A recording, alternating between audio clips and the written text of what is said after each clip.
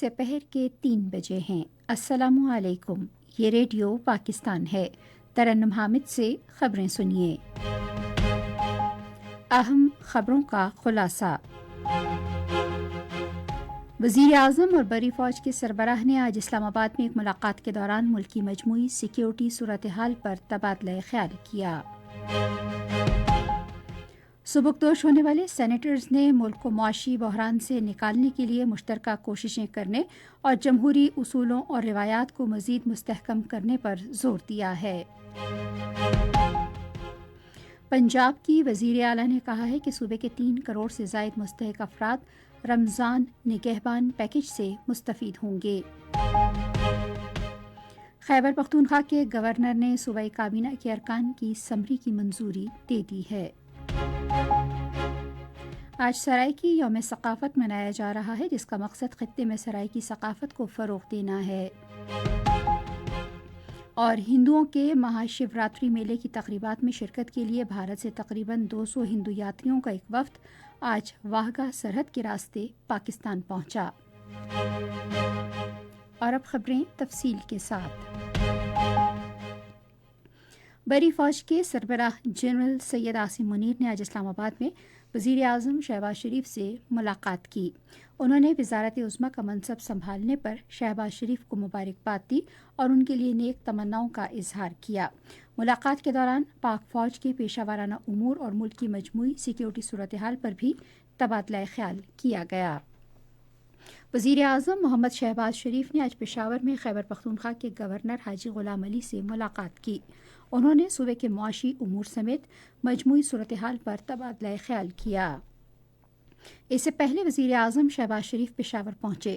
اپنے دورے کے موقع پر وہ خیبر پختونخوا کے بارشوں اور برف باری سے متاثرہ افراد سے ملیں گے اور ان میں چیک تقسیم کریں گے۔ سبکدوش ہونے والے سینیٹرز نے ملک کو معاشی بحران سے نکالنے کے لیے مشترکہ کوششیں کرنے اور جمہوری اصولوں اور روایات کو مزید مستحکم کرنے پر زور دیا ہے۔ ڈاکٹر میر تاج روغانی نے اپنی الوداعی تقریر میں ملکی اخراجات میں کمی کے لیے کفایت شعاری کے اقدامات اختیار کرنے کی ضرورت پر زور دیا۔ انہوں نے کہا کہ اعلیٰ حکام کے لیے مفت پیٹرول، بجلی اور دیگر سہولتوں پر مکمل پابندی ہونی چاہیے۔ مولا بخش چانڈیو نے ملک کو ترقی اور خوشحالی کی راہ پر گامزن کرنے کے لیے ماضی کی تلخیوں کو بھلا کر آگے بڑھنے کی ضرورت پر زور دیا۔ انہوں نے اپنی مدت کے دوران ان کا کردار اجاگر کرنے اور حمایت پر میڈیا کا بھی شکریہ ادا کیا۔ ایوان کا اجلاس اب کل صبح 10:30 بجے ہوگا۔ سینیٹر مشاہد حسین سید نے ایک نقطۂ اعتراض پر اظہار خیال کرتے ہوئے ہمسایہ ممالک خصوصاً افغانستان کے ساتھ تجارتی اور اقتصادی تعلقات میں اضافے کی ضرورت پر زور دیا۔ انہوں نے کہا کہ افغان کاروباری برادری کا ایک وفد آج کل پاکستان کے دورے پر ہے۔ انہوں نے کہا کہ دونوں ملکوں کے درمیان تجارت کی راہ میں حائل رکاوٹیں دور کرنے کے لیے ان کے مسائل پر توجہ دینے اور انہیں حل کرنے کی ضرورت ہے۔ پنجاب کی وزیر اعلیٰ مریم نواز شریف نے کہا ہے کہ پنجاب کے 3 کروڑ سے زائد مستحق افراد کو رمضان نگہبان پیکج سے فائدہ ہوگا۔ انہوں نے آج لاہور میں ایک پریس کانفرنس سے خطاب کرتے ہوئے کہا کہ اب لوگوں کو رمضان المبارک کے دوران رمضان پیکیجز کے لیے قطاروں میں کھڑا نہیں ہونا پڑے گا، بلکہ پیکیجز سب لوگوں کو ان کے گھر پر فراہم کیے جائیں گے۔ انہوں نے کہا کہ پنجاب حکومت نے صوبے کے مستحق افراد کے لیے بہترین ممکنہ رمضان پیکیج تیار کیا ہے۔ خیبر پختونخوا کی کابینہ کے لیے 15 روزہ اور 15 وزراء اور 5 مشیروں کے ناموں کی منظوری دے دی گئی ہے۔ تفصیلات کے مطابق خیبر پختونخوا کے گورنر نے آج پشاور میں وزیر اعلیٰ علی امین گنڈاپور کی جانب سے بھیجی گئی کابینہ کے ارکان کی سمری کی منظوری دی۔ کابینہ کے وزراء میں رکن صوبائی اسمبلی ارشد ایوب خان، شکیل احمد، فضل حکیم، محمد عدنان قادری، عاقب اللہ، محمد سجاد، مینا خان، فضل شکور، نذیر احمد عباسی، پختون یار، آفتاب عالم، خلیق الرحمان، قاسم علی شاہ، فیصل ترکی اور محمد ظاہر شاہ شامل ہیں۔ وزیر اعلیٰ کے مشیروں میں بیرسٹر سیف، سید فخر جہاں، مزمل اسلم، مشال اعظم اور زاہد چنزیب شامل ہیں۔ یہ خبریں آپ ریڈیو پاکستان سے سن رہے ہیں۔ سپریم کورٹ نے قرار دیا ہے کہ سابق وزیر اعظم ذوالفقار علی بھٹو کے قتل کے مقدمے میں شفاف عدالتی کارروائی اور درست طریقہ کار نہیں اپنایا گیا۔ یہ بات چیف جسٹس قاضی فائز عیسیٰ کی سربراہی میں عدالت عظمیٰ کے 9 رکنی بینچ نے اس معاملے سے متعلق صدارتی ریفرنس کے بارے میں اپنی رائے میں کہی۔ عدالت نے کہا کہ تاہم قانون اور آئین طے شدہ فیصلے پر نظر ثانی کرنے اور اسے کالعدم قرار دینے کی اجازت نہیں دیتا جس میں ذوالفقار علی بھٹو پر فرد جرم عائد کی گئی اور انہیں سزا دی گئی۔ ادھر وزیر اعظم شہباز شریف نے اپنے پیغام میں پاکستان پیپلز پارٹی کے چیئرمین بلاول بھٹو زرداری، سابق صدر آصف علی زرداری اور پیپلز پارٹی کے رہنماؤں اور کارکنوں کو سپریم کورٹ کی اس رائے پر مبارکباد دی ہے کہ ذوالفقار علی بھٹو پر مقدمہ منصفانہ انداز میں نہیں چلایا گیا۔ انہوں نے کہا کہ ماضی میں کی گئی غلطیوں کا ازالہ ناممکن ہے، تاہم اس اعتراف سے ایک نئی روایت اور تاریخ رقم ہوئی ہے۔ وزیر اعظم نے کہا کہ یہ صحیح سمت میں ایک مثبت پیش رفت ہے۔ انہوں نے کہا کہ ذوالفقار علی بھٹو کیس میں سپریم کورٹ کی متفقہ رائے سے قومی سطح پر تاریخ کو حقیقی معنوں میں سمجھنے میں مدد ملے گی۔ آج سرائیکی ثقافت کا دن منایا جا رہا ہے، جس کا مقصد خطے کی ثقافت کو فروغ دینا ہے۔ ملتان سے ریڈیو پاکستان کی نمائندے نے اطلاع دی ہے کہ سرائیکی قوم پرست سیاسی جماعتیں، سول سوسائٹی کے ارکان اور طلباء یہ دن منانے کے لیے آج ملتان ٹی ہاؤس پر اکٹھے ہوئے ہیں۔ ثقافتی دن منانے کے لیے منتظمین نے سرائیکی جھومر، ڈانس اور گانا گانے کا اہتمام کیا، جس میں تمام شرکاء نے سرائیکی اجرک پہنی ہوئی تھی۔ اس موقع پر مقررین نے کہا کہ یہ دن منانے کا مقصد رواداری کو فروغ دینے کے لیے پیار، محبت اور معاشرے میں امن قائم کرنا ہے۔ وزیر اعظم محمد شہباز شریف نے سرائیکی ثقافت اور سرائیکی اجرک دن کے حوالے سے اپنے تہنیتی پیغام میں کہا کہ حکومت علاقائی زبانوں، ادب اور تمام علاقائی ثقافتوں کو مزید فروغ دے گی۔ انہوں نے کہا کہ سرائیکی بہت شیریں زبان ہے جو جنوبی پنجاب اور بلوچستان میں اور بھارت میں بھی بولی جاتی ہے۔ وزیر اعظم نے کہا کہ سرائیکی ثقافت اور دریائے سندھ کی تہذیب ہزاروں سال قدیم ہے۔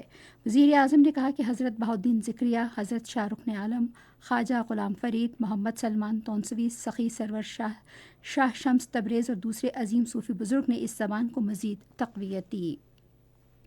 ہندوؤں کے مہا شیوراتری میلے کی تقریبات میں شرکت کے لیے تقریباً 200 ہندو یاتریوں پر مشتمل ایک وفد واہگہ سرحد کے راستے آج پاکستان پہنچا۔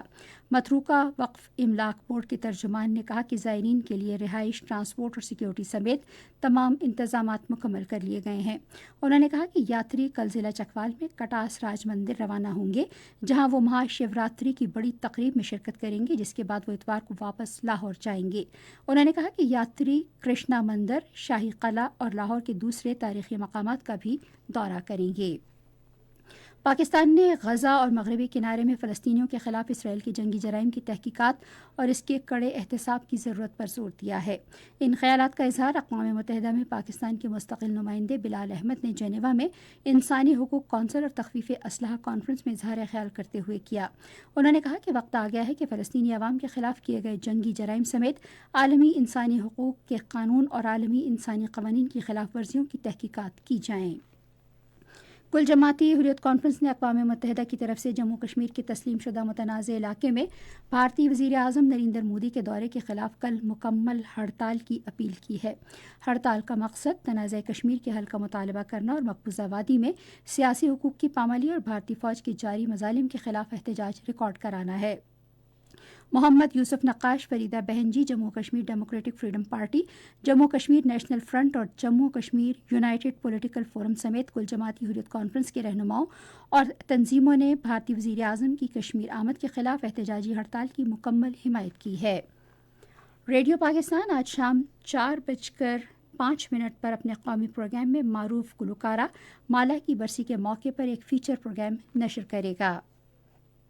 راولپنڈی میں پاکستان سپر لیگ کے ایک میچ میں کوئٹہ گلیڈیٹرز نے کراچی کنگز کے خلاف اب سے تھوڑی دیر پہلے تک 12.3 اوورز میں 88 رنز بنائے تھے اور اس کے 4 کھلاڑی آؤٹ ہوئے تھے۔ اس سے قبل کراچی کنگز نے ٹاس جیت کر پہلے فیلڈنگ کرنے کا فیصلہ کیا۔ آج کے دوسرے میچ میں شام 7 بجے اسلام آباد یونائٹڈ اور لاہور قلندرز مد مقابل ہوں گے۔ اور اب موسم کی صورتحال۔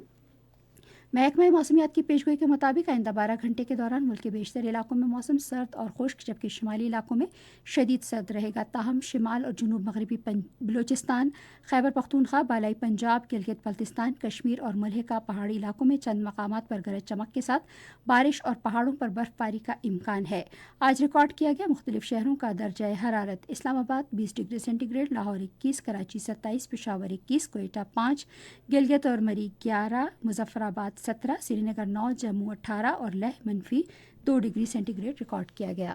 اسی کے ساتھ خبریں ختم ہوئی. مزید خبروں اور تجزیوں کے لیے آئیے ہماری ویب سائٹ پر radio.gov.pk اور فیس بک کے link Radio Pakistan News Official پر براہ راست ویڈیو اسٹریمنگ بھی ملاحظہ کیجیے.